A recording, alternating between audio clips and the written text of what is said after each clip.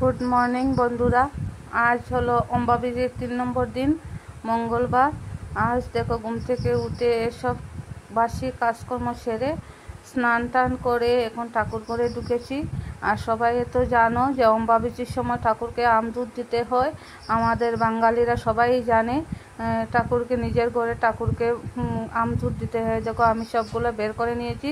তো গরুর দুধ পাইনি এত সকাল সকাল, বর এনেছে দোকান থেকে আমুল তাজা। তো কি করব, আমুল তাজা দিয়ে দেব। আর এই দেখো শসা আর আম দিয়ে দিয়েছি, এখন কাটাকুটি করছি। আর এই দেখো আমাদের ঘরে আসনের ঠাকুরগুলো, দেখো আমরা তো অনুকূল ঠাকুরের দিকি, তো তাই অনুকূল ঠাকুর। এই দেখো আমার আসনটা না অনেক ছোটো, তাই ছোটো ফটো লাগিয়েছি। দেখো লোকনাথ বাবা, আর ওই হলো হনুমানজি, মানে বজরং, এই হলো বিপদনাশিনী মা। দেখো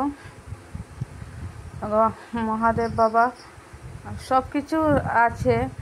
তো প্রতিদিনই আমি করি, ঠাকুর পুজো করি। এই দেখো আম দুধ দিচ্ছি, আম টাম কাটা হয়ে গেছে। সবাই কিন্তু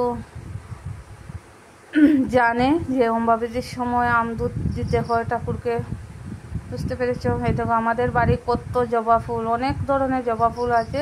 তো আমার বর পারতে পারেনি, লাল জবা আর গোলাপি জবাটাই পেরেছে, আর অনেকটা ফুল পেরেছে। এরকম আমি এখন মহাদেবের মাথায় দুধ ঢালছি, বুঝতে পেরেছ? আর এইখানে মোমবাতি ধূপকাঠি জ্বালিয়ে দিয়েছি।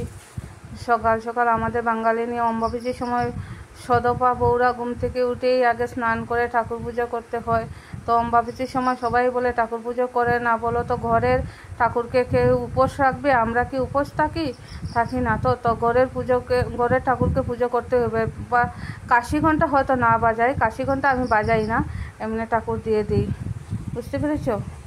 দেখো আর সবাই ঘুমিয়ে আছে, বর উঠে আমার সঙ্গে একটু কাজে হেল্প করছে, মেয়ে তো ঘুমিয়ে আছে, বুঝতে পেরেছে? এখন ঠাকুর পুজো দিয়ে সব কাজ সেরে টেরে এই রান্নাবাড়া বসাবো, রান্নাবাড়া করব। দেখো তোমরা কিন্তু সবাই আম দুধ খাবে, ঠাকুর পুজোতে সবাই খাবে। কিন্তু আমাদের বাঙালিরা সবাই এই অম্বাবীর সময় আম দুধ খায়, তোমাদেরকে সবাইকে বলছি। দেখো ভিডিওটা কেমন হয়েছে জানি না, আমি জানি ভালো হবে না, তাও বলছি। যদি তোমাদের চোখে একটু ভালো লাগে তাহলে লাইক শেয়ার কমেন্ট করো প্লিজ। টাটা বাই বাই, ভালো থেকো, সুস্থ থেকো।